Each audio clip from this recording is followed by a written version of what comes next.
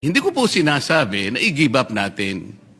I am only trying to reinforce the argument na hindi at imposible nating gawin. Sapagkat atin yung teritoryo, pero sa tubig, hindi po natin pwedeng itagos yung mga baselines dahil magkakasala tayo at lalabag po tayo sa UNCLOS mismo. Ang dami po ngayong mga gumagawa ng kung ano-anong salita. Sumama na nga po yung napakaraming tao na sinasabi ko ro, i-give up natin ang KIG. Mr. President, kahit kailan hindi ko sinabi yun. Teritoryo po yun, land features po yun, hindi sakop po ng arbitral tribunal. Ang sinasakop lang po ng tribunal, yung tubig po, kaya lang magkaintindihan tayo. Hindi ko sinasabing hindi atin yon.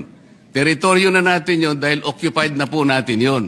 Ngunit ang pinag-uusapan lang po, yung tubig nila, hindi natin pwedeng i-connect doon sa ating exclusive economic zone. Kasalanan po yun. Mali po yun.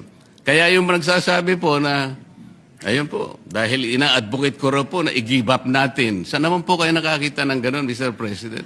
Ang dami pang AIs ngayon. Nabanggit na rin po kanina. Senador po kami daw. Kami po ay mga traidor. Paano po bang magiging traidor ang isang tao? Nililinaw lang po ang basihan na sinasabi natin kung gusto nating magkaroon ng West Philippine Sea o di makiusap tayo.